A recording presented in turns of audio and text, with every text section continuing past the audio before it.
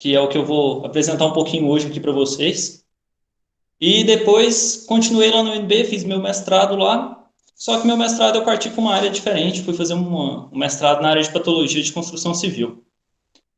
O Roberto me convidou então para falar com vocês um pouco a respeito dessa minha experiência com a ciência na engenharia civil. Eu vou reproduzir aqui uma apresentação para vocês, uma apresentação simples, só para vocês poderem ir acompanhando comigo.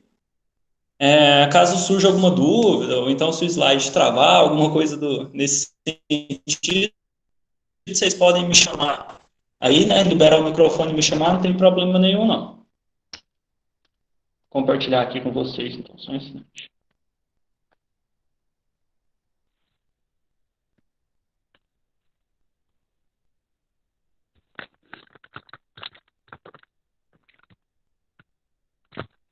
Tá, eu imagino que já esteja aparecendo aí para vocês, né? Só um título, inicialmente. Adiantar aqui rapidinho.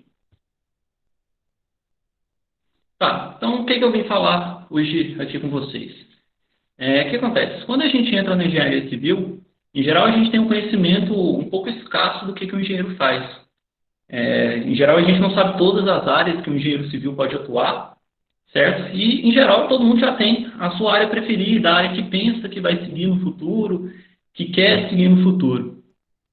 Dentre essas grandes áreas da engenharia, como vocês podem ver aí, a gente vai ter a área das estruturas, que vai envolver a parte de projeto, a parte de obra, que é uma parte mais conhecida, né? Que, em geral, é o senso comum do que o engenheiro pode fazer. Mas a gente tem que lembrar também que existem outras grandes áreas. A gente vai ter a área da geotecnia, que vai mexer principalmente com a parte de solos, né? O estudo dos solos, das fundações.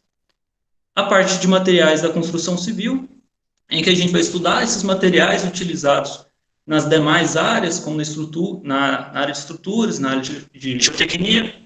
A parte de transportes, a parte de estudo de fluidos, né? Água, esgoto, os tratamentos desses fluidos. E também a parte do desenho técnico. Além dessas áreas, a gente também tem a parte de pesquisa voltada para a engenharia civil. O que a gente tem que ver é que todas essas grandes áreas da engenharia civil, elas surgiram a partir da ciência. Ou seja, vários pesquisadores antigamente estudaram como fazer um projeto de estruturas de concreto, pesquisaram mais a respeito do aço, estudaram os solos, não só aqui no Brasil, mas como fora, para desenvolver essa área de geotecnia. E através do estudo, através da ciência aplicada por esses pesquisadores, que a gente tem essas grandes áreas que a gente vai estudar. Vocês vão estudar aí no curso de engenharia, né? Só que eu acho interessante vocês, talvez, né, muita gente não área de ciência no começo, mas deixar ela pelo menos guardadinha ali, como um plano B, talvez um plano A, quem se interessar mais. E saber que mesmo sendo engenheiro civil, a gente pode seguir para essa área de pesquisa também. O que acontece? Como eu falei para vocês, vou apresentar aqui um caso mais prático que eu fiz parte durante a minha graduação, certo? Em que a gente desenvolveu um concreto de alta resistência. Mas por que a gente desenvolveu esse concreto de alta resistência? Eu vou fazer mais ou menos uma linha do tempo para mostrar um pouco de onde surgiu essa nossa pesquisa. Vocês podem ver aí a história da humanidade. A gente começa a usar aglomerantes lá por volta de 4.500 a.C. As construções gregas, romanas, egípcias usavam algum tipo de aglomerante. Não usavam o cimento, obviamente, que a gente usa atualmente, até porque eles não tinham esse tipo de tecnologia. Mas, por exemplo, na Roma antiga, eles usavam bastante barro, bastante argila, para a pedras e aumentar a resistência assim, das construções deles. A primeira mistura de calcário e base do cimento que a gente tem e que a gente usa atualmente, ela só é feita em 1736, depois de... Então, vocês podem olhar aí que nesse grande intervalo de tempo em que o ser humano está, o primeiro princípio, né, o início do cimento que a gente utiliza, ele é bem recente, ele é de 1756. E o cimento artificial, que realmente a gente usa, ele só vai ser desenvolvido em 1845. Então, se você pegar aí mais de 6.000 anos de história de consumo. A gente vai ter pouco mais de 150, pouco menos, né? Pouco menos de 150 anos, em que o cimento que a gente usa atualmente, ele, certo? Tá. Isso aqui vocês vão ver, possivelmente, na disciplina de materiais de construção civil de vocês, como aplica esse cimento e como que a gente vai utilizar esse cimento no concreto. Eu vou dar uma explanação rápida aqui, só porque, né, para vocês terem uma ideia geral desse conteúdo, mas, né, relaxa, vocês vão ver isso novamente muito mais bem explicado lá para frente. O cimento que a gente usa atualmente, vocês podem ver nessa linha aí do meio, mas é aquela mistura de clinker e gesso, tá? O gesso tradicional mesmo. E de onde que surge isso? Esse clinker é uma mistura de duas rochas, a rocha calcária e rochas ricas em argila, em pozolano, que é um material base também do cimento, que são adicionadas com minério de ferro, aquele mesmo que a gente vai utilizar para fazer o aço, também vamos estudar no futuro. E esses três materiais são aquecidos a grande temperatura para formar esse clinker. Esse clinker a gente pode falar que ele é a base do cimento que a gente tem atual. Inclusive, esse clinker é que vai dar resistência para o nosso concreto. A adição de gesso ela é feita só por causa da trabalhabilidade desse material. Para a gente ter mais tempo para trabalhar o concreto, é que é adicionado esse gesso ao cimento. Tá. A partir do cimento, então, a gente vai misturar ele com água, com alguns agregados e alguns aditivos, para gerar o concreto que vai ser utilizado na construção. Esse cimento ele vai ser hidratado com essa água, que é uma reação que vocês também vão ver no futuro. E através dessa reação com água é que o cimento vai desenvolver resistência, com os cristais de CSH que vocês vão ver novamente mais para frente, só para não ficar perdido. O que acontece? O primeiro arranha-céu, o primeiro prédio que foi constatado na história é esse Home Insurance Buildings de Chicago, que ele tinha 10 e ele foi construído em 1800. Então, o primeiro edifício com uma quantidade notável de andares que a gente tem, tinha somente 10 andares. Hoje, muitos de vocês provavelmente moram num prédio que talvez tenha 10 ou mais andares e nem repara isso, né? Totalmente diferente. Na época, isso foi um desenvolvimento gigantesco, é muita coisa, é muito peso sendo sustentado em pequenos elementos estruturais. E o que a gente toma como esse aí do lado, que é o Burj Khalifa, que é o maior prédio.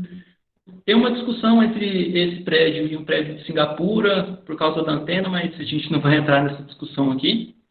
E o Burj Khalifa tem 160 andares, sendo que desses 160 andares, 50 são construídos com concreto. Não é o mesmo concreto, mas é a mesma concreto utilizado no Home Insurance de 1874. Então, nesses pouco mais de 130 anos, a gente tem uma construção máxima de 10 andares para uma construção de 150 andares. Alguma coisa tem que evoluir nesse tempo para permitir, né, essa evolução tão grande na quantidade de andares que a gente consegue notar aí.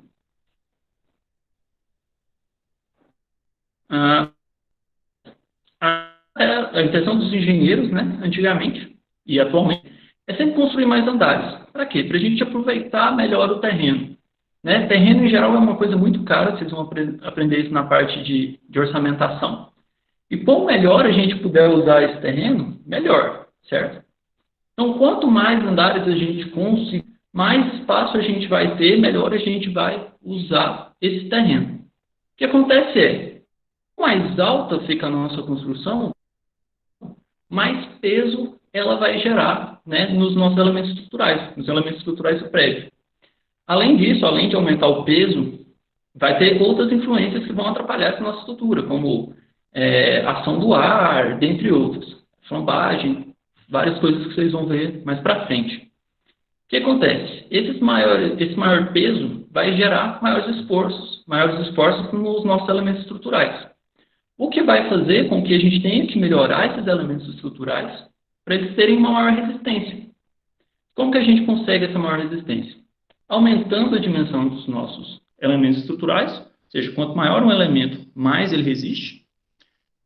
Melhorando os nossos materiais, né? Se eu tiver um concreto que resiste, por exemplo, 30 MPa, que em geral é o concreto tradicional que a gente usa, ou então um concreto que vai resistir 60, 70 MPa, esse concreto que tem uma resistência maior, ele vai permitir que a gente construa, né, andares mais altos.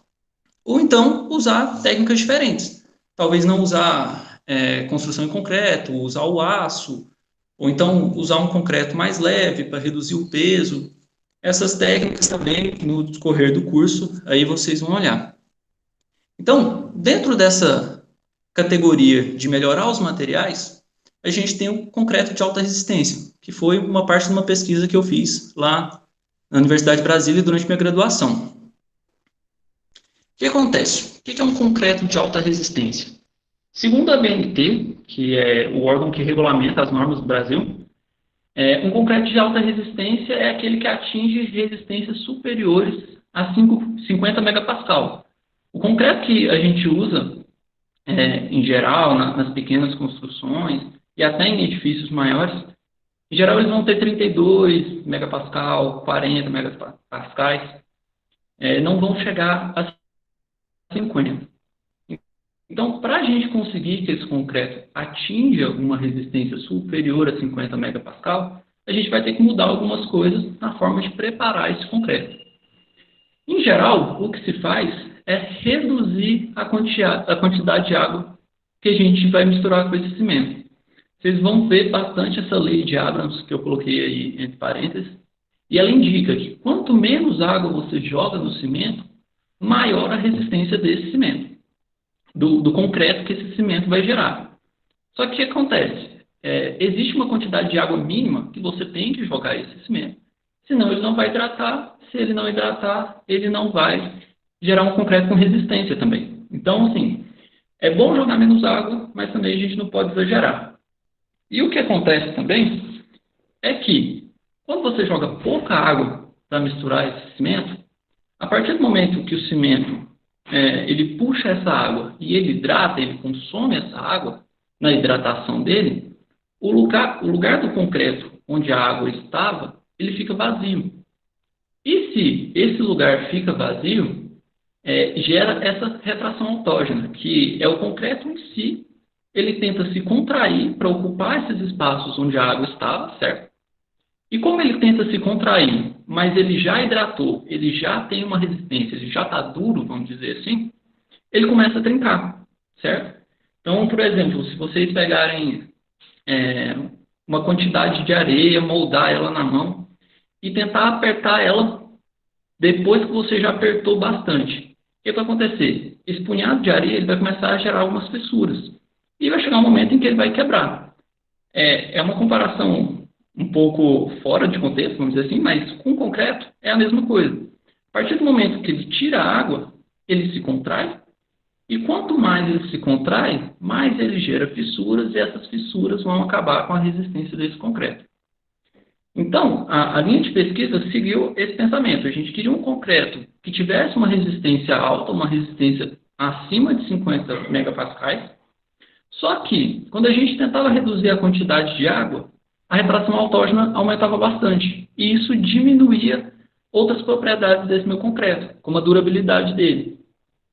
Então, o que a gente pensou foi, vamos tentar jogar algum outro material dentro desse concreto que possa repor essa quantidade de água e que não afete a minha relação água-cimento que eu tinha lá no concreto, no início do concreto, para não afetar a minha lei de Abrams.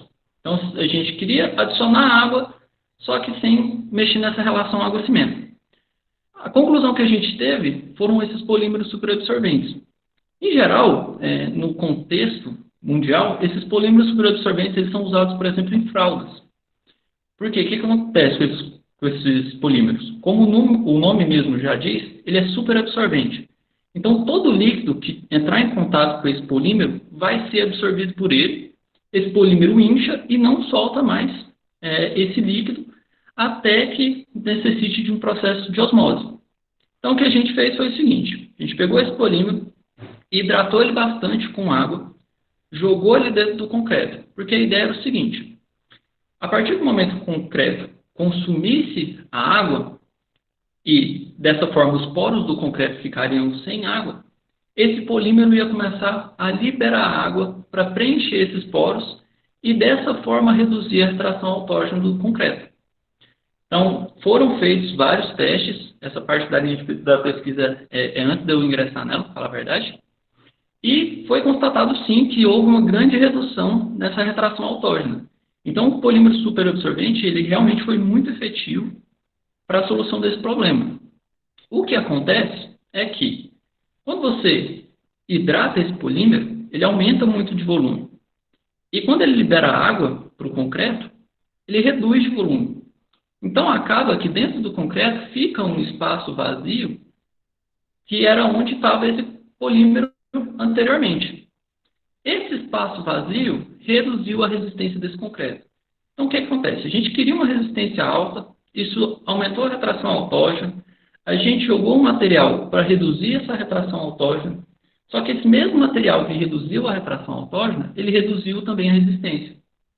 Então, antes a gente queria passar de 50 megapascal, reduzindo a relação água-cimento, chegou-se por volta de 80 megapascais, que é uma resistência bem grande, só que tinha uma retração autógena também muito grande.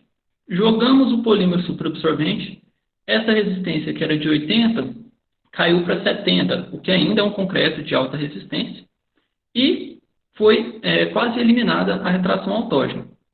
Mas o que a gente queria era realmente essa resistência muito alta. Então, para isso, a gente jogou um outro material que teria a função de ocupar o espaço que esse polímero superabsorvente estava deixando. E foi aí que a gente começou a adicionar nanosílica, que é um material com propriedades que ele também hidrata, propriedade cimentícia, assim como o cimento, e em contato com a água ele vai preencher alguns vazios, e isso leva a um aumento da resistência também. Ao final de tudo isso, a gente não conseguiu voltar para o 80 megapascal que a gente tinha chegado antes de adicionar o polímero superabsorvente, mas chegou bem perto. Teve casos que a gente conseguiu 72, 75 megapascais. Então, assim, a gente conseguiu realmente desenvolver esse concreto de alta resistência com uma baixa retração autógena. Aí, em geral, as pessoas pensam, então tá tudo certo, tudo ok, fim de pesquisa, deu maravilhoso. Mas o que acontece é que quanto mais material você joga dentro do concreto, mais você vai mudar as propriedades desse concreto. E aí a linha de pesquisa continuou estudando essas outras propriedades, como por exemplo o tempo de pega, que é o tempo depois que você adicionou água que leva até o concreto endurecer, até ele hidratar totalmente. A pesquisa continua, tem vários pesquisadores nessa área, mas o que eu fiz parte na minha graduação foi até essa análise do tempo de pega. A gente estava constatando se, depois de adicionar o polímero e a nanosílica, se alterava esse tempo de pega. E a gente chegou na conclusão que altera, acaba demorando mais um pouco o tempo de pega, mas não, nada muito drástico, não. Tá, tudo isso falei para vocês, é só uma explanação rápida de como foi a nossa pesquisa, para mostrar para vocês como é que é esse caminho de se desenvolver uma pesquisa. Acontece, em geral a gente tem um problema. O problema que a gente tinha nessa pesquisa é que a gente queria um concreto com uma resistência maior para resistir melhor os efeitos de peso, de vento sobre a estrutura.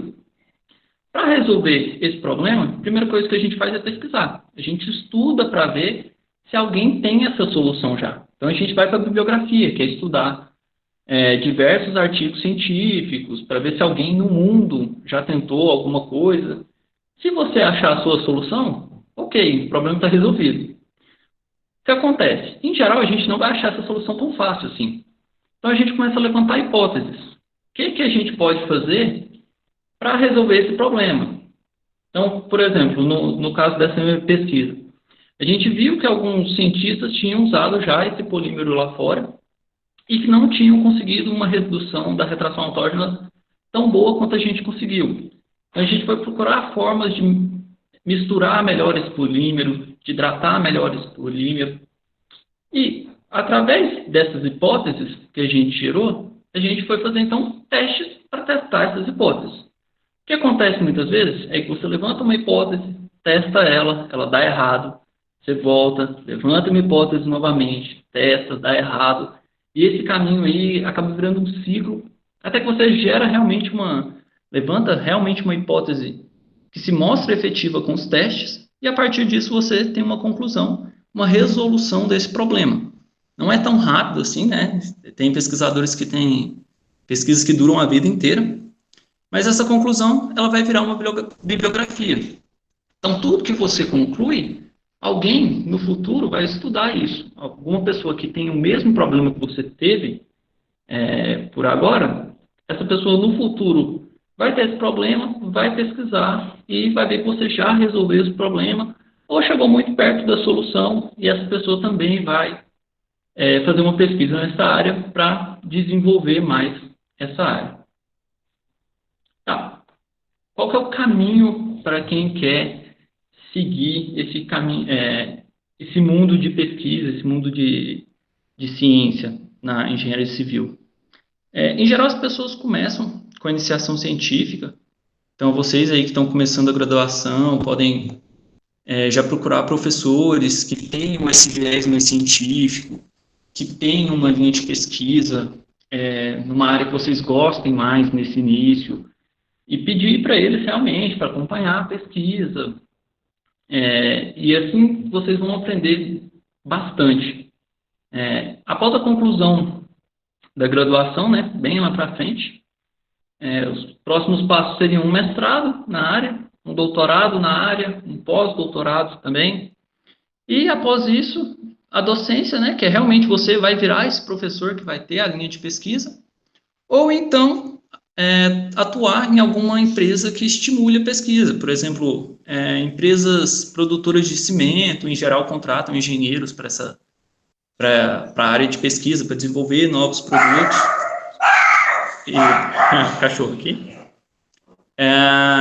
E outra coisa, igual eu falei que agora no começo do curso vocês escolhem uma área, né? E em geral muitas pessoas seguem essa mesma área, até doutorado, pós-doutorado, mas isso não é uma obrigação. Por exemplo, como eu disse para vocês, esse trabalho de concreto de alta resistência foi meu trabalho da graduação.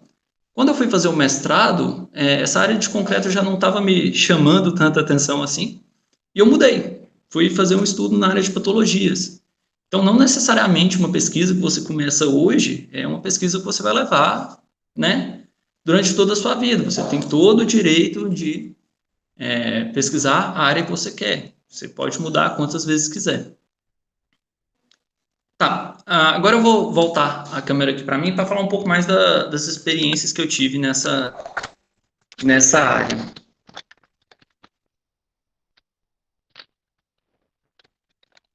Tá, essa apresentação, inclusive, depois eu mando ela pro Roberto, se vocês quiserem, sem problema nenhum.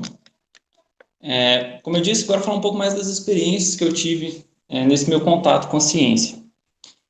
A primeira coisa que vocês têm, que alguém que quiser seguir esse caminho tem que ter em mente, é que vocês vão estudar muito. Pesquisa é um estudo intenso e ele é contínuo. Todo dia você vai ter que ler artigo, todo dia você vai ter que estudar um livro, você vai ter que ver pesquisa que surgiu lá no outro canto do mundo, que às vezes é parecida com a sua, às vezes não é, mas você tem que saber o que está acontecendo no mundo para, primeiro, talvez alguém já estudou isso que você estudou, então você não precisa estudar isso novamente. Ou então alguém já tentou usar uma técnica que você pensou em usar e já viu que deu errado, então já viu que deu certo. Então o estudo é 80% do período de vida, vamos dizer assim, de um pesquisador. 80% do tempo que você tiver realmente fazendo sua pesquisa, você vai estar estudando. A próxima experiência que eu destaco para vocês é ter paciência para realizar os testes. Em geral, você vai fazer um teste, por exemplo, teste de compressão do bloco de concreto, para saber quanto que ele tem de resistência realmente. O que acontece? A ABNT ela vai indicar alguns métodos de fazer esse experimento. Só que é muito bonito você ler a norma e ver todos os passo a passos. Mas quando você vai replicar isso em laboratório, você vê que não é tão simples assim. Não necessariamente acontece exatamente da forma que a ABNT indica. Então você tem que ter paciência, que às vezes você vai entrar no laboratório 8 horas da manhã, vai sair 6 horas da tarde, e aquele dia vai ser quase que jogado fora, porque nenhum experimento deu certo, acontece. Outro caso, outra experiência minha, muita paciência e respeito com os orientadores. Como eu disse, se vocês tiverem o interesse de entrar nessa área, vocês vão procurar professores que já fazem algum tipo de pesquisa e eles vão ser seus orientadores. Na parte de pesquisa, esse conceito de aluno-professor, ele acaba se misturando um pouco, virando, então, orientador e orientando. Orientador e orientando, eles são, vamos dizer assim, um pouco mais próximos, não tem um nível de hierarquia tão bem definido. Pode acontecer de hoje você apresentar uma coisa que seu orientador ainda não leu. Então, assim, não necessariamente ele tem mais conhecimento que você, ele está sempre certo. Mas, em geral, ele vai ter mais conhecimento, ele vai ter uma experiência maior para realmente te orientar qual caminho seguir durante a sua pesquisa. Então, você tem que dar valor que esse professor tem 10, 20 anos de experiência. Então, em geral, ele sabe o que ele está fazendo. Outra coisa, cuidado com as expectativas quanto aos resultados. Quando você começa uma experiência, você acha que aquilo é a solução dos problemas do mundo, que tudo vai dar certo e que quando esses resultados saírem, você vai revolucionar a construção civil. E não é tão bem, não é tanto assim. O que a gente revoluciona são pequenos passos.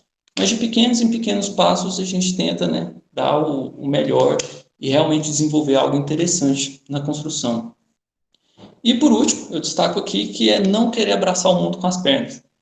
Toda banca de mestrado, de doutorado que você vai, você pode ter certeza que alguém da banca vai usar essa frase. Porque, em geral, você começa a sua pesquisa e você tem ela bem delineada. Sabe, olha, eu vou estudar isso, porque eu quero analisar tal e tal propriedade, eu estou esperando tal resultado. Mas aí você faz um teste que te indica que pode ter uma melhora em outra propriedade. Então você já começa a estudar essa outra propriedade que causa um problema no material, e aí você quer estudar esse material. Então acaba virando uma bola de neve, você acaba querendo estudar coisa demais. E, na verdade, o melhor, o mais correto é você realmente manter aquele caminho que você já organizou com o seu orientador e chegar nos resultados que você estava prevendo anteriormente, certo? Ou não chegar nos resultados. Acontece muito de você fazer um experimento e a sua conclusão ao final dele é que seu experimento não deu muito certo. O que não é uma conclusão ruim.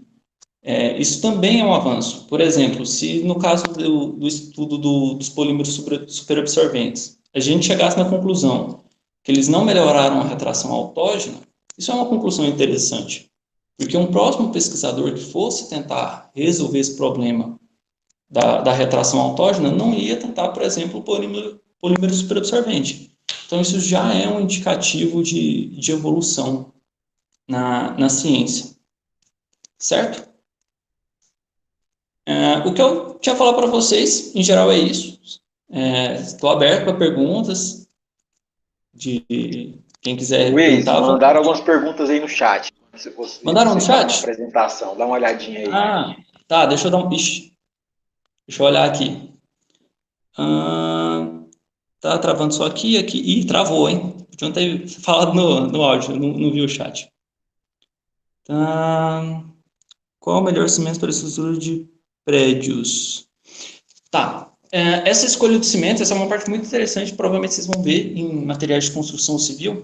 Você tem que olhar quais são os problemas que você tem que resolver naquela construção. Por exemplo, eu vi que você colocou aí o CP5 Ari.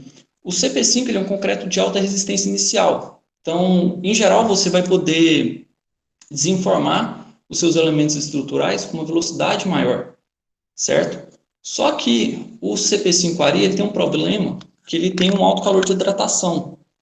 E um alto calor de hidratação leva a um outro tipo de retração que a gente tem no concreto, que é a retração por temperatura. Então, se você tiver elementos estruturais muito grandes, o CP5 Ari não é tão bem indicado. Então, tem que olhar caso a caso mesmo. O caso aí são de prédios. Cadê? Estrutura de prédio. Estrutura de prédio vai depender. Por exemplo, os pilares, as vigas, em geral, são um pouco mais esbeltos, até para a gente poder aproveitar mais a área interna desse prédio. Então, talvez o CP5-Ari possa ser bem utilizado.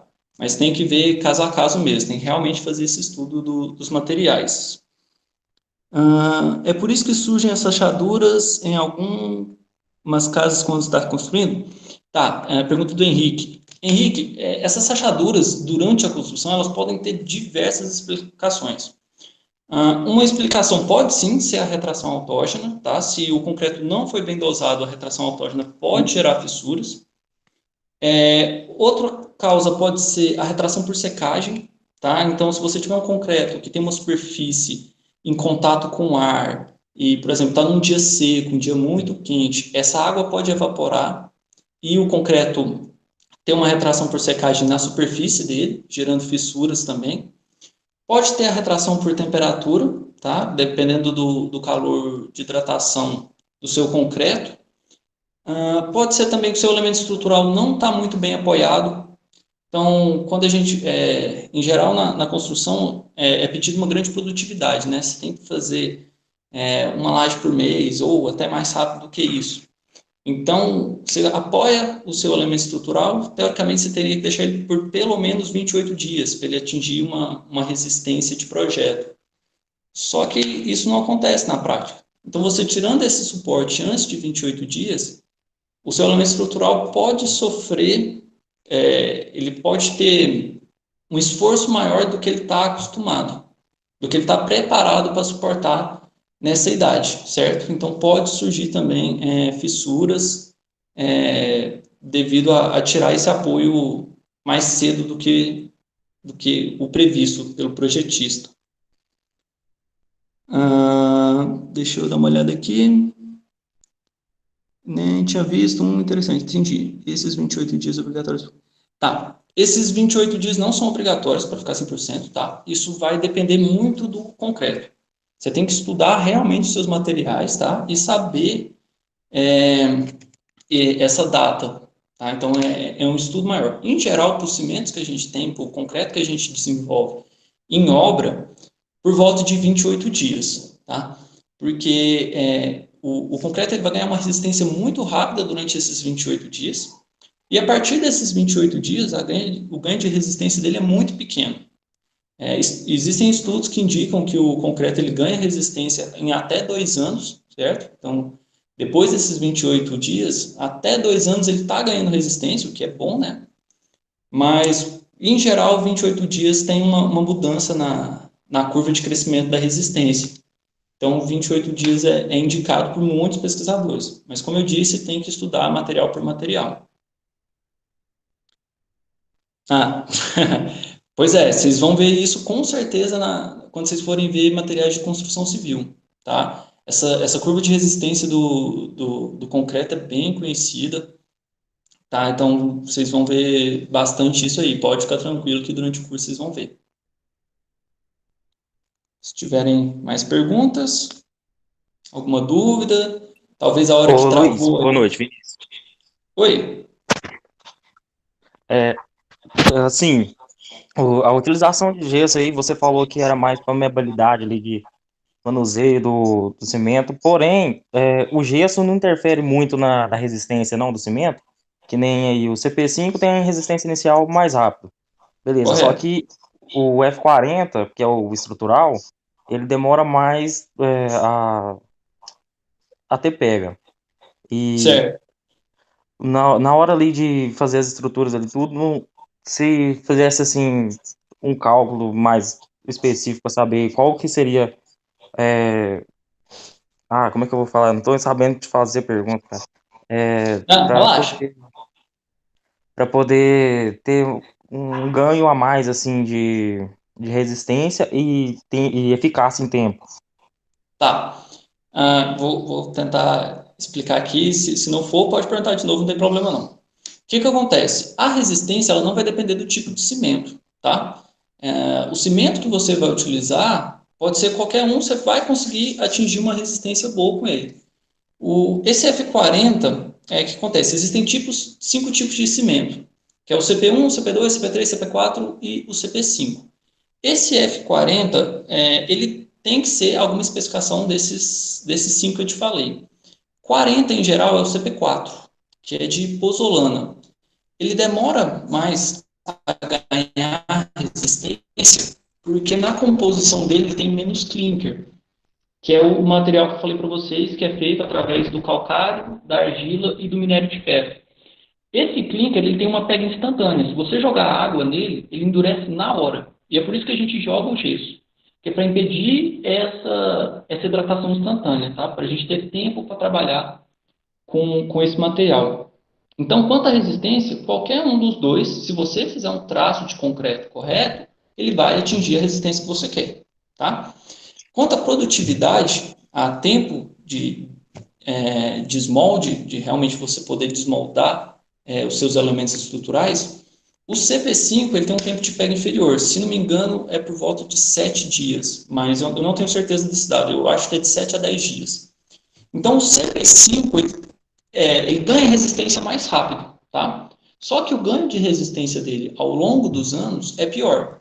Então, o que acontece? Ele vai ganhar essa resistência durante 7 dias, mas, por exemplo, quando eu estava respondendo a pergunta do Henrique, que eu falei que o concreto em geral ganha resistência durante 2 anos, em geral. Os outros tipos de cimento, esse ganho de resistência é maior. O CP5, ele tem um componente, todo cimento vai ter o C3S e o C2S, que são dois componentes do cimento, tá? O CP5 ele tem muito C3S.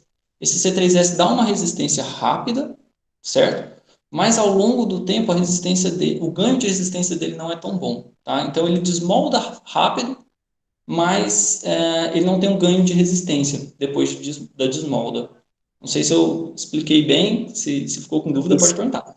Isso aí, assim, eu trabalho na fábrica de cimento, do laboratório, eu entendo um pouquinho dessa parte aí de C3S, C4AF, C2S, isso aí tudo aí é minha área, e eu produzo, na verdade, o clinker, eu que mexo ali nas receitas ali por enquanto. Ah, bom demais.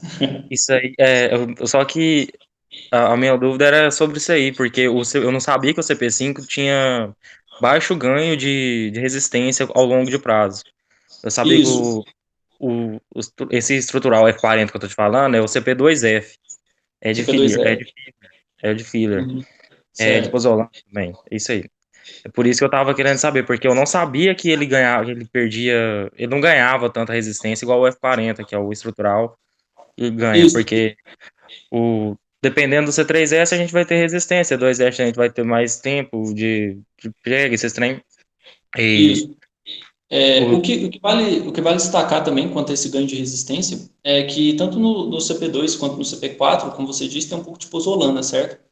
Essa pozolana, ao longo do tempo, ela vai ter uma reação chamada reação pozolânica, em que ela pega, é como se fosse um resto da hidratação do cimento, um produto que não dá resistência, não melhora nenhuma propriedade do concreto.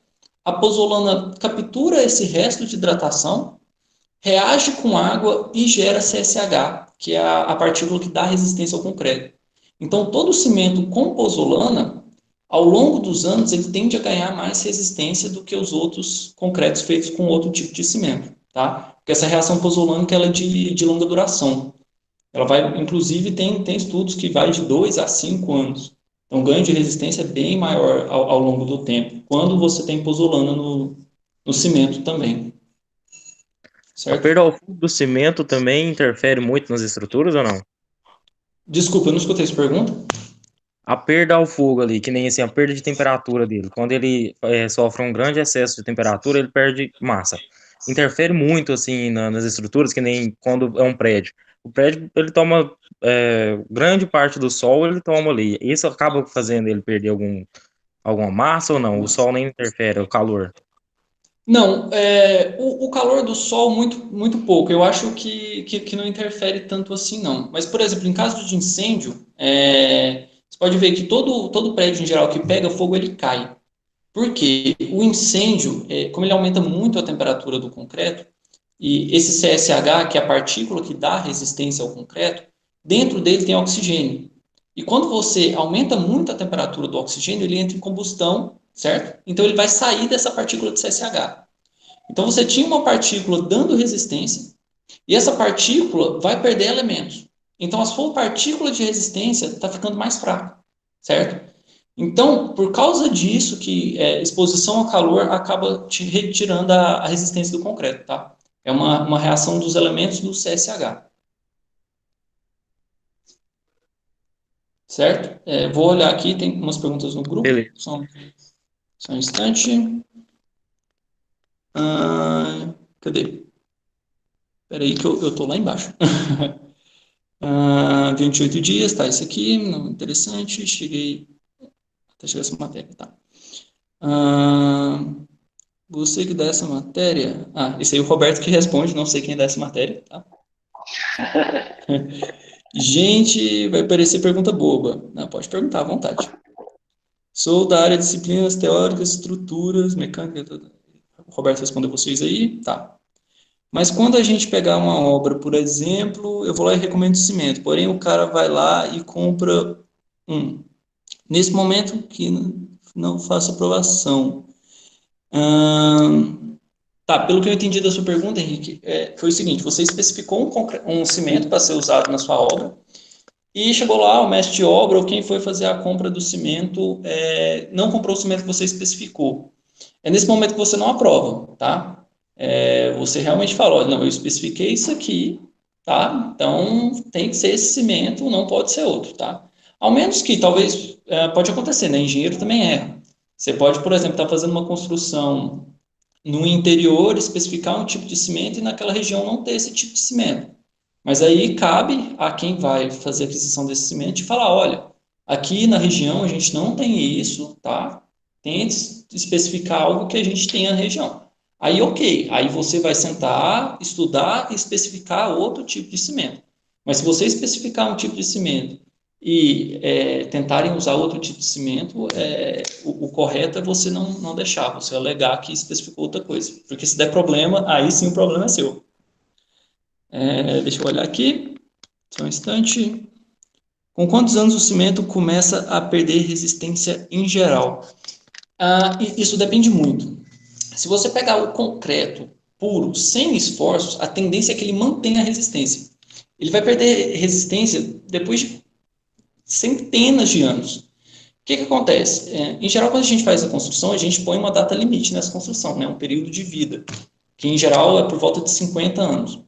Então você vai falar, mas se o concreto não perde resistência, por que a gente põe esse período de vida na construção? O que acontece são os esforços nessa construção que vão gerar fissuras, que vão fazer essa resistência cair. Mas não é a resistência do concreto, é a resistência do elemento estrutural.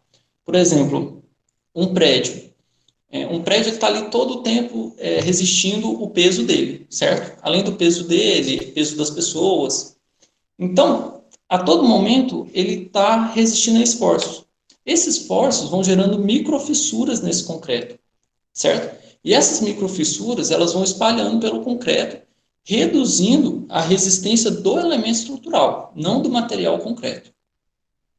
Se não ficou claro, podem apertar de novo, não tem problema. A área de pesquisa vale a pena, trabalha sobre muita pressão? Douglas, muita. O que acontece?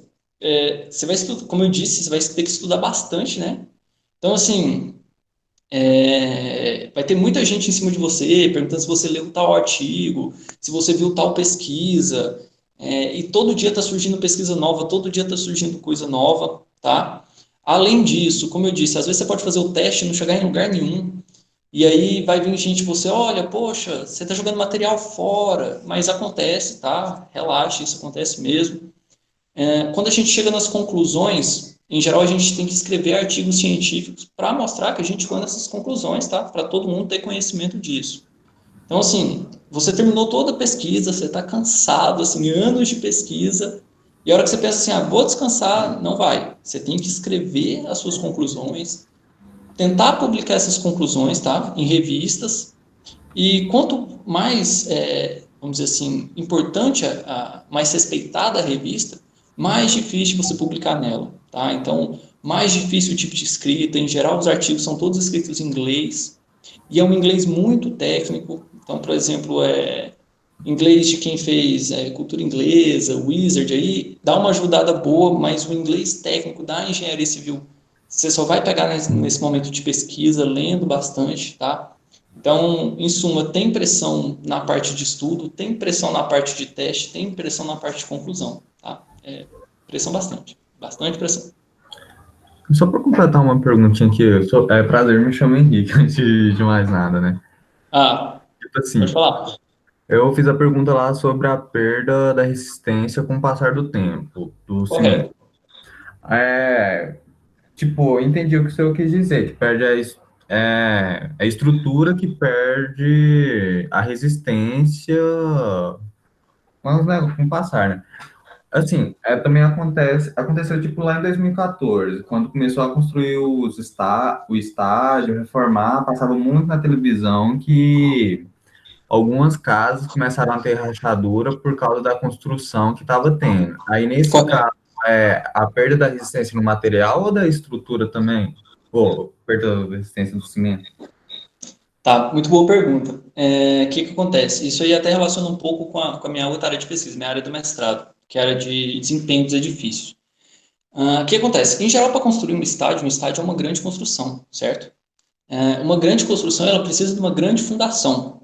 E quando você vai fazer a fundação, fazer o escavamento dessa fundação, tem alguns processos que tremem bastante.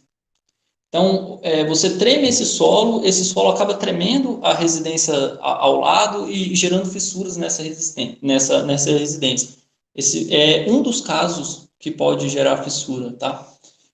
O que, em geral, o perito tem que fazer, nesse caso, é inspecionar essa residência antes da construção vizinha ser iniciada. Então, por exemplo, vão construir do lado da sua casa um prédio.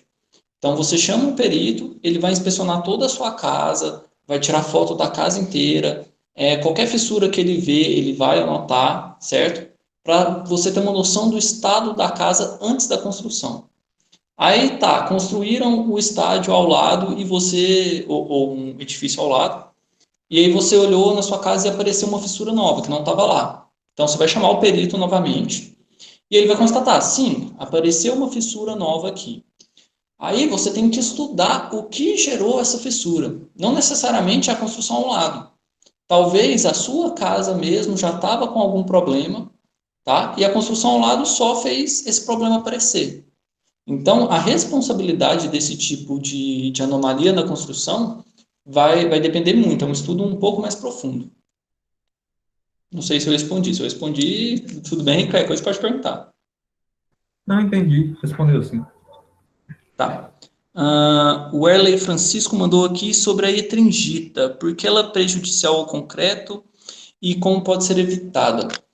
A etringita, ela é um produto residual da hidratação do cimento, tá? Então ela não pode ser evitada. O que acontece é que a gente tem etringita primária e etringita secundária. A etringita primária, ela não causa problema no concreto. Como eu disse, ela é só um produto da hidratação. Então, se tiver apenas etringita primária, tudo bem. O que acontece é que a etringita primária, ela reage com sulfato.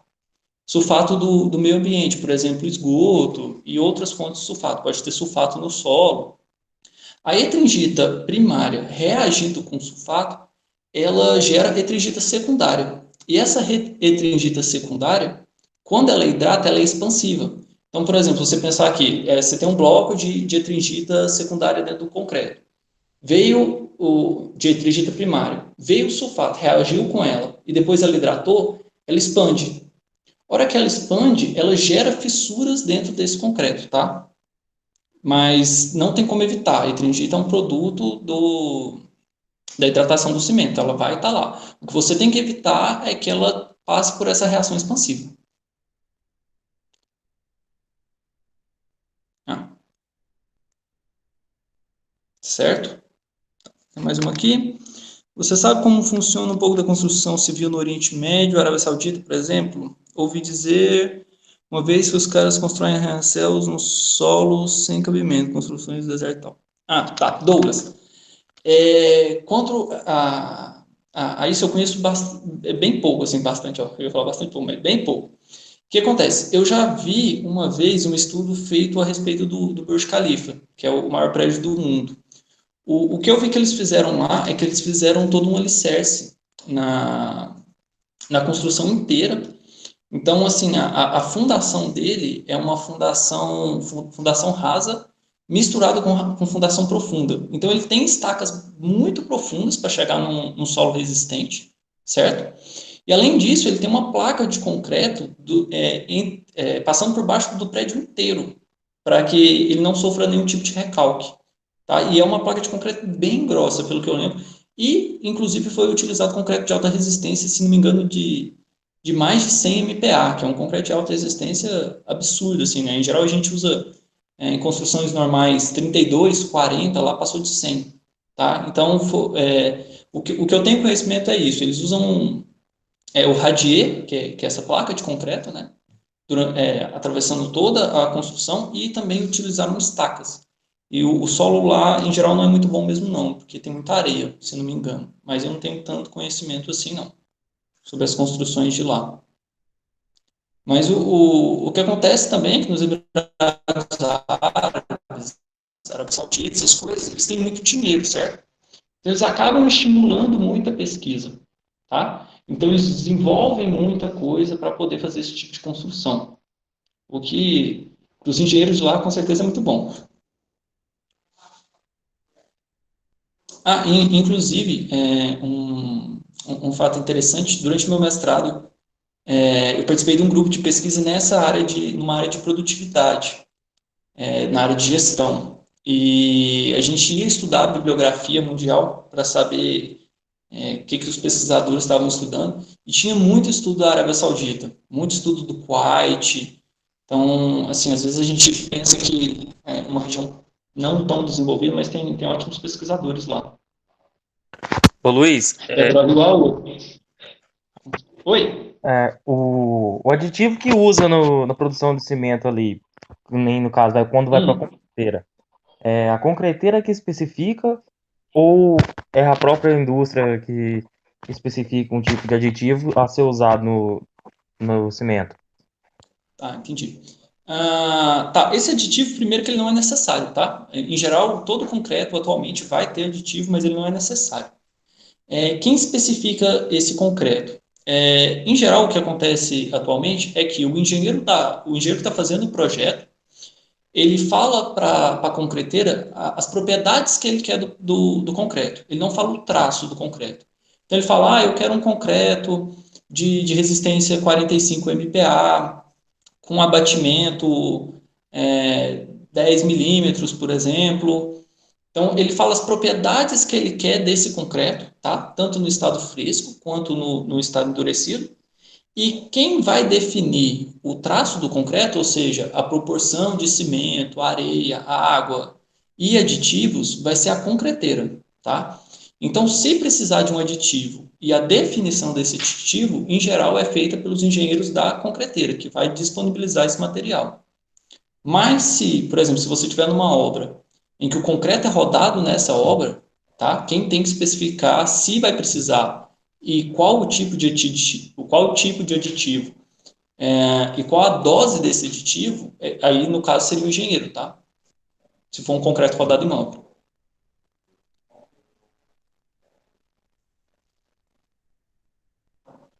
É porque lá a gente tem, na hora de produzir, tem um aditivo líquido lá que coloca no meio do gesso e do calcário, porque a gente não está usando pozolana, a gente usa só o gesso e calcário, a dosagem. E para estruturas, se usar o gesso natural, que é o gesso mais bruto, com granulometria maior, ele tem um retardo de pega de 40 minutos, ele tem início de pega 40 minutos antes do gesso natural, que é um gesso mais fino que a gente. E aí tem uma especificação de usar um aditivo líquido lá que vai para a concreteira. Sim, sim. Existem aditivos retardadores e eu esqueci o nome técnico, mas tem um retardador de pega e tem aquele que acelera a pega também. Esse aditivo que você está usando, muito possivelmente, é um retardador de pega. para você ter mais tempo para trabalhar esse concreto. Então, você vai ter mais tempo para levar esse concreto para a obra, para conseguir lançar esse concreto, para conseguir moldar os elementos estruturais, tá?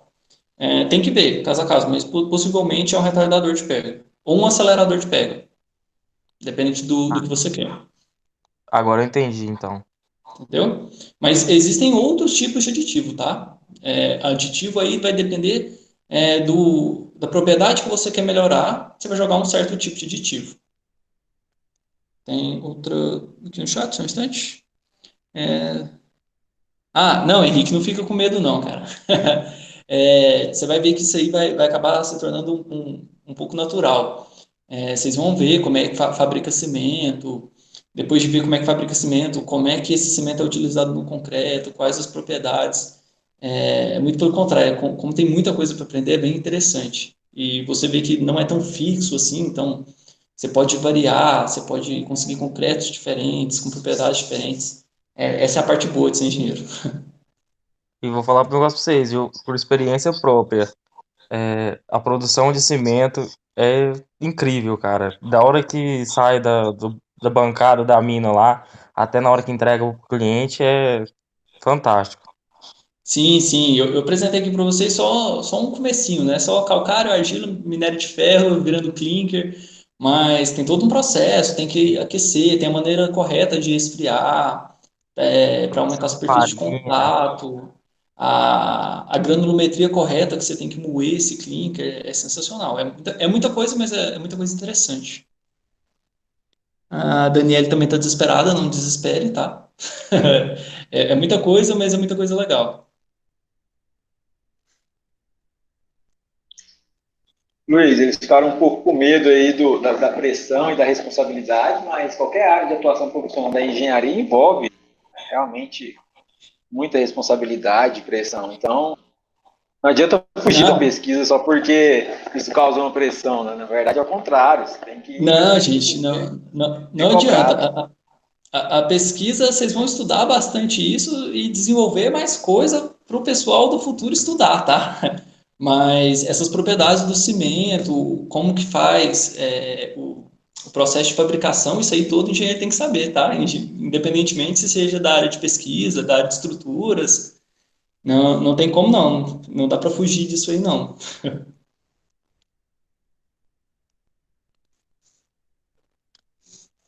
Tem outro aqui, deixa eu dar uma olhada. Sobre terremoto versus concreto e prédios aqui no Brasil. Só uma especulação mesmo. Aqui no Brasil não corremos risco. Tá, o que acontece? No Brasil, como você disse, a gente tem pouco terremoto. O problema do terremoto é que, em geral, ele vai gerar recalques na, na fundação do prédio. E, além disso, o fato dele tremer, ele vai gerar algumas microfissuras na estrutura. E o concreto é um material rígido. Então, ele vai demorar, ele vai ter uma deformação pequena. Então, se ele deformar, ele vai rachar, tá? Então, o terremoto pode causar essa deformação e se deformar muito, o concreto racha, depois que ele racha, não adianta fazer muita coisa. Tem os processos de recuperação, certo? Mas depois que ele rachou, em geral, ele vai perder a resistência dele ali. Depende do tipo de fechadura, isso aí vocês vão ver na parte de estruturas. Todo concreto fissura, mas tem fissura que é boa, tem fissura que não é tão boa assim. Mas quanto a terremoto, o conhecimento que eu tenho, em geral, são os amortecedores, que eles usam no Japão. Eles fazem os amortecedores na fundação, tipo amortecedor de carro mesmo, para o prédio não tremer tanto. O solo treme, mas o prédio fica um pouco mais estável. Mas como funciona, eu não tenho a mínima ideia, nunca estudei. Até porque a gente não usa tanto aqui no Brasil, porque a gente não tem tanto terremoto, né? Deixa eu dar uma olhada aqui. Muitos programas para ajudar a gente não deixar passar esses detalhes. Com certeza, vocês vão estudar isso aí a parte do programa que você está falando, os softwares, quanto a essa parte de materiais, eu acho que não tem tanta, tá? Por exemplo, o WebEric, que é usado na parte de projetos de estrutura, você especifica o concreto que você quer. Então, lá, quando você for fazer o programa, você vai falar, olha, eu estou usando um concreto de resistência 40 MPa. Para desenvolver esse concreto, eu não conheço tantos softwares assim, não. Então, o software não salva tanto assim, não. Por que a diferença gigantesca da construção civil com a americana? Elas são casos sobrados. Tá. Os Estados Unidos, em geral, pelo que eu sei, eles têm mais construção em madeira e construção em drywall também. No Brasil, a gente usa mais... E também eles usam bastante aço. No Brasil, a gente usa mais concreto por tradição mesmo, assim, tá? Não tem muita explicação, não. O concreto ele tem seus lados bons e tem seus lados ruins, e assim como o tipo de construção dos Estados Unidos. Por exemplo, o drywall que eles usam lá, ele é bom porque ele não é fixo, primeiro, né? Então, para fazer reformas é muito mais fácil. Só que o isolamento acústico dele não é tão bom, o isolamento térmico dele também não é bom. O que o concreto é muito bom, isolamento acústico, isolamento térmico.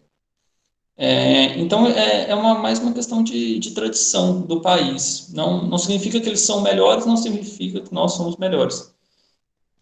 Isso aí vai depender muito mesmo.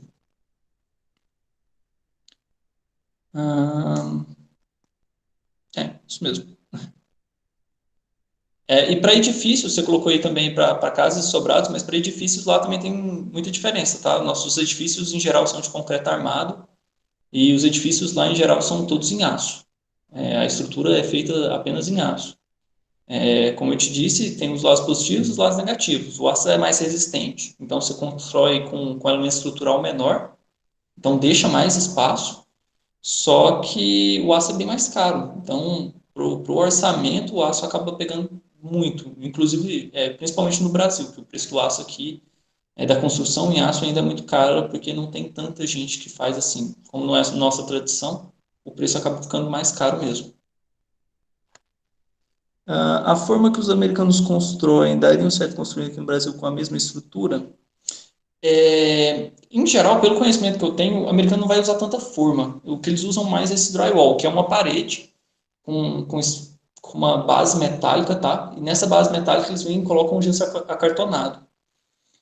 Dá para usar aqui, tem prédios aqui no Brasil com drywall, tá? Mas a gente, em geral, não usa por tradição mesmo, tá? A gente, em geral, usa alvenaria de bloco cerâmico, né? O famoso tijolo. Mas dá para usar sim, não tem problema nenhum, não. Assim como as estruturas de aço, o mesmo tipo de construção que eles têm lá, dá para replicar aqui, tá? Só que você tem que analisar os outros lados da engenharia também. A engenharia não é só levantar o prédio e o prédio ficar lá. Infelizmente, você tem prazo, você tem orçamento para cumprir, tá? Então, a gente poderia replicar a construção deles, mas talvez não no prazo que a gente consegue fazer com concreto e não no preço que a gente consegue fazer com concreto.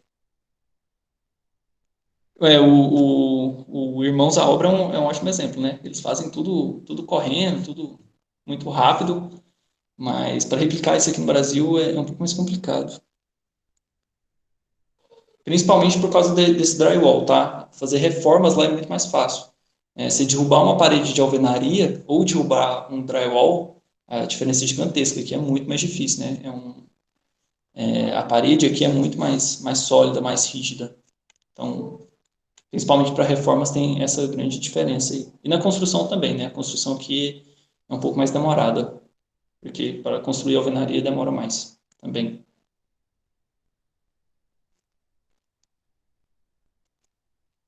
Coisa boa. Muita pergunta. Que bombardear aí, hein, Luiz? Vontade! Cara, Pode mandar. você desenvolveu uma pesquisa, você estudou em uma instituição tradicional, uma instituição forte na pesquisa, que é a UNB. Duas perguntas. Você chegou a desenvolver alguma pesquisa em parceria com o Furnas? E a segunda pergunta como que você utiliza aí, a aplicação que você viu da sua iniciação científica, do seu mestrado, porque a gente sabe que às vezes a gente estuda conteúdos muito teóricos que não possuem muita aplicabilidade, né, na vida real. Certo. E antes mesmo da nossa fala aqui, da conversa com o pessoal, você comentou que tem feito alguns projetos e tudo mais. Fala um pouco para ele sobre como que esse estudo extra, sabe, essa dedicação à pesquisa te ajudou a entender os conceitos aplicados na prática, assim, como que isso influenciou a sua capacidade de projeto, capacidade de percepção, de capacidade de estudo, né? Fala um pouquinho para ele sobre essa parte, por favor. Tá certo. Primeiro, respondendo a sua primeira pergunta, todo esse trabalho que a gente fez em concreto de alta resistência, ele foi em parceria com Furnas. Voltou. Ele foi feito em parceria com Furnas, né, central elétrica aí de Aparecida, se não me engano, porque a gente precisava de alguns equipamentos para essa pesquisa que a UNB não tinha. Então, Furnas foi bem gentil com a gente, já tem uma história de seguir essa linha de pesquisa da UNB, tá, e permitir a gente utilizar esses laboratórios de Furnas. Então, toda essa pesquisa foi feita em parceria com Furnas. Inclusive, eu ia bastante para Aparecida para realmente fazer esses ensaios lá, justamente por causa dos equipamentos. Respondendo a sua segunda pergunta, eu acho que a principal característica que o mestrado, que a pesquisa, que a gente consegue adquirir com esse tipo de prática, é realmente a possibilidade de resolver problemas. A gente aprende muito bem a resolver problema, a identificar o que é um problema e arrumar uma forma de responder ele, né? Não é nada muito técnico assim. Por exemplo, esse concreto de alta resistência não que usei, tenho conhecimento de algumas obras que usaram, mas poucas. Só que o que para mim é principal é realmente essa capacidade que a gente adquire de verificar onde existe um problema e não somente apontar, olha, existe um problema. Então, geralmente quem vai para a pesquisa consegue reconhecer o problema e consegue achar uma forma de resolver esse problema. Eu acho essa a principal característica que a gente adquire. Muito bom. Pessoal, vocês têm algumas perguntas finais? Assim, já passou um pouquinho aí do Tem uma pergunta do Douglas aqui, ó. Manda aí. Pode. Deixa eu dar uma olhada aqui. Finais. Como profissional, você se considera valorizado? Visto que tem mestrado e tal, geralmente o egresso de mercado de trabalho fica lá mesmo. Além de mais conhecimento, desenvolvimento pessoal, vale a pena buscar novas... o que acontece? Infelizmente, o Brasil não é um país que dá muito valor em pesquisa, tá? Muito valor em ciência. Né? A gente vê isso aí no cenário atual. Mas a valorização por causa do mestrado tem uma certa interferência aqui. Tá, voltou. O mestrado, o que acontece? Pesquisas grandes, empresas grandes, empresas mais sérias, multinacionais, em geral, tendem a procurar um profissional mais especializado. Atualmente, o mercado não está absorvendo muito, certo? Acho que vocês sabem disso aí, o mercado de construção civil não está dos melhores, mas o Brasil sempre foi assim, né? A gente tem grandes crises no mercado de construção, mas depois ele volta e é um dos maiores mercados que a gente tem. Eu acho que o mestrado para desenvolvimento pessoal, para desenvolvimento técnico, profissional, é uma ótima alternativa, tá? Não é limitante, você pode fazer um mestrado enquanto trabalha, é bem mais difícil, porque o mestrado é bem puxado, tá? Você tem que estudar bastante, pesquisar bastante. Se eu fosse indicar para vocês aí, eu manteria essa ideia em mente. Porque primeiro que você se valoriza, segundo que você vai ter uma visão diferente das coisas, tá? Principalmente nessa parte que eu falei de resolução de problemas, a pesquisa abre a sua cabeça de uma forma muito boa, tá? Te mostra locais de estudo fora dos tradicionais, tá? Em geral, a gente entra na graduação, a gente lê livro, a gente lê apostila, faz lista de exercício. Quando você vai para a pesquisa, você vai ver que não tem só isso, tem artigo científico, tem revista que, em geral, mostram coisas muito mais novas que o seu livro não vai indicar, tá? Não vai apresentar. Então, eu acho a área de pesquisa uma área boa, no geral, assim.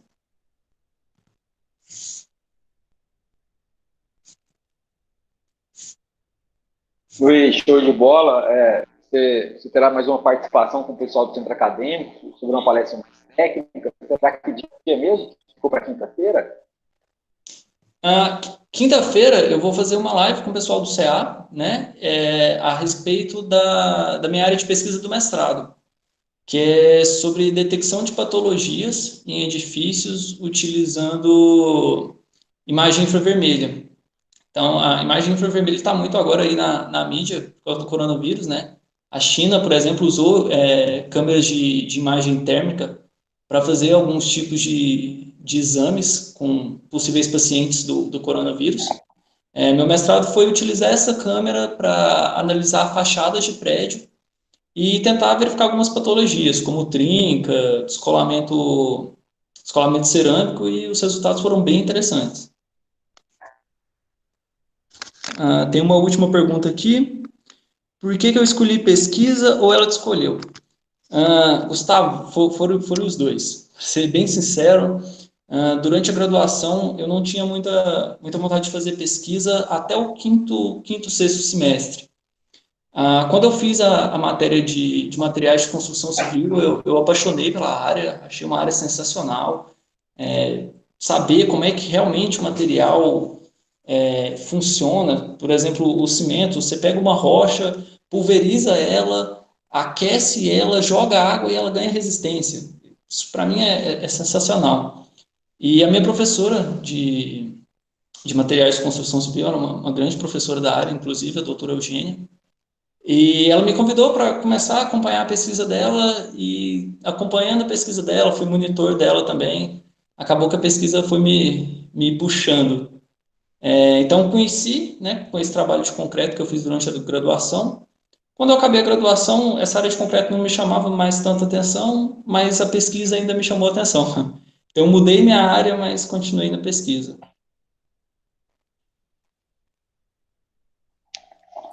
Tem diferença no concreto de estrutura para o concreto.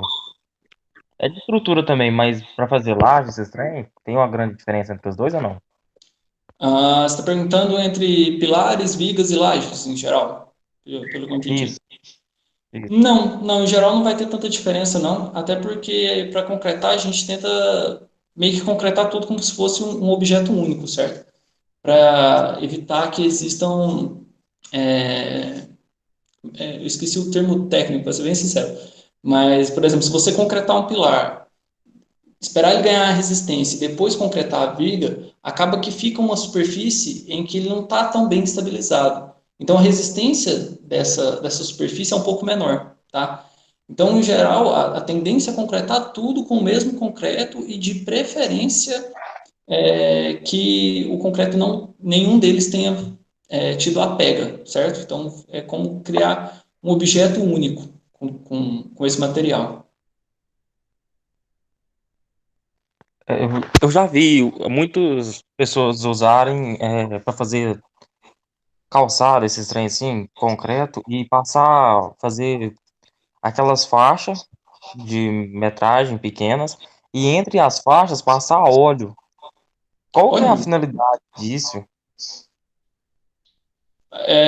eu não sei se eu entendi bem, mas passar óleo na ferragem que vai no concreto. Não, não. Entre Não.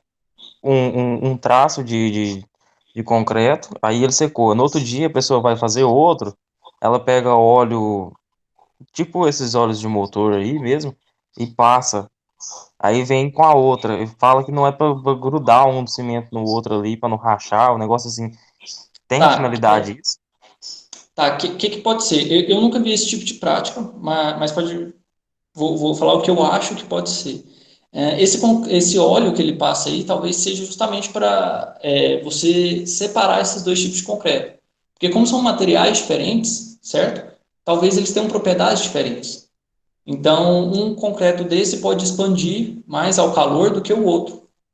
Então, se você não tiver essa restrição entre os dois, caso um chegue a deformar, talvez não afete o outro. Mas nunca tinha visto essa prática. Imagino que seja para isso.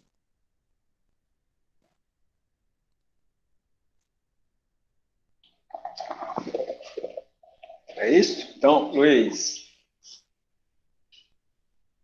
Pronto, gente. Então, Luiz, te agradecer. Passou um pouquinho aí do horário. Não sei se você tinha compromisso aí. Como é que está a Não, sua tudo agenda? bem.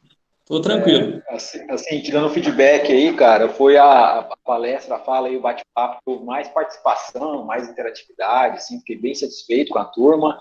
Isso também está relacionado, é claro, com a forma que você conduziu. Então, parabéns aí, tá? Agradeço muito. Obrigado, agradeço a oportunidade. A gente vai ter aí um segundo momento com você na quinta-feira. Eu vou pedir para o pessoal gravar, porque às vezes nem todos aqui do primeiro período participar, por ser em dia de aula, em horário de aula. Eu só não lembro o horário, desculpa, será às 18, às 19? Se não Às me 20? engano, é às 19. Eu posso confirmar aqui, mas eu acho que é às 19. Eu tenho também lá depois, os meninos podem acessar o Instagram, mas pode confirmar aí sem problema. Você tem a informação e é até mais fácil aí do que eu. Deixa eu ver. E, cara, só agradecer mesmo, parabenizar aí pela sua dedicação, pelo seu desenvolvimento acadêmico, profissional.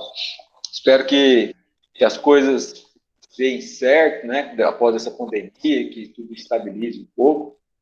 E assim que essas situações estabilizar, eu gostaria de fazer um convite para você visitar a nossa instituição aqui, para a gente ter um bate-papo aí presencial com para você conhecer essa galera aí boa. Com certeza, com certeza. Agradeço a oportunidade, tá, por poder falar com o pessoal aí. Deixar uma mensagem para eles aí que não desistam, não assustem, tá? Engenharia não é fácil, mas é muito gratificante você começar a entender como as coisas funcionam, as construções do dia a dia. Todo mundo entra num prédio e não sabe o trabalho que dá para levantar aquilo ali. Então, engenharia é muito difícil, mas vai valer a pena, tá? E obrigado também pelas perguntas aí que todo mundo mandou, ajudou bastante. Muito bom. Pessoal, sim, com certeza a gente vai. Com certeza, Daniel, vai dar certo aí. Às vezes a gente faz uma visita, conhece aí um pouco. O pessoal já foi em Furnas, o pessoal dos períodos posteriores, sabe, Luiz? Tive uma experiência, Certo. eu tive uma abertura bacana lá, fiz o estágio lá em Furnas, na época da graduação. Então, a gente tem um contato bacana, por isso que eu te perguntei sobre Furnas, porque eu acho assim, um espaço sensacional. Fazer questão de levar a galera lá, e procurar saber lá quem foi seu parceiro lá na pesquisa. Foi o Flávio Nomed, o Ricardo Barbosa, o Eduardo Bate, lembra? A gente trabalhou bastante com, acho que é Flávio, se não me engano, um que é Flávio, diretor do FG atualmente. diretor da UFG, Não, sei. do IFG, do Instituto Aí é, Federal. foi, então deve ter sido É Paulo o nome dele. Paulo, né? Eu acho que Paulo não sei. Francinetti, inclusive. Francinetti, conheço. Acho que ele Isso. aposentou de Furnas. Ele aposentou de Furnas? Eu acho, não sei. Eu acho que não lembro agora, para falar a verdade. Mas assim, ó, Tinha uma outra engenheira que trabalhou com a gente, mas agora eu não vou lembrar o nome dela. deve ser o Mamed, deve ser o Flávio Mamed também. Ele era Talvez. parceirão aí da Eugênia, da Maria Eugênia, por isso que eu até comentei com você sobre ela. Eu acho que eles devem ter desenvolvido aí algumas coisas juntos. Então Bem tá, Luiz, possível. avisando a galerinha aí que a gente vai encerrar aqui esse link, tá? Você conseguiu aí pegar o horário? Não consegui, mas o Vitor me falou que eles devem começar a divulgar por agora no Instagram lá do CA. Então, provavelmente já deve ter lá. Tá. Não tenho, não, acho que já até postaram já. Só para, às vezes você tinha aí fácil. Mas, então tá, eu vou encerrar aqui, pessoal. A gente vai criar um outro link do Calma aí, bate-papo com o Marcos Arataque. Pode calma aí, falar. ô Roberto. Sobre o nosso trabalho lá, eu preciso falar com você depois, cara. Tá bom, a gente vai conversar. A gente vai agora bate-papo com o Marcos e a linha sobre os projetos e os trabalhos. O Luiz, é de um dia 28 às 18 horas, então às vezes o pessoal aqui do primeiro período até consiga participar aí, tá, gente? E Tá será na certo. quinta-feira, a partir das 18, uma palestra mais técnica, né, Luiz? Uma palestra mais voltada para a engenharia civil mesmo, Isso, vai ser um desenvolvimento pouco aí do mais seu pesado. mestrado. Coisa boa. Então tá, Luiz, agradeço imensamente e a gente se encontra aí novamente na quinta-feira. Tá certo então, obrigado. Muito obrigado, até mais, viu? Até mais. Valeu.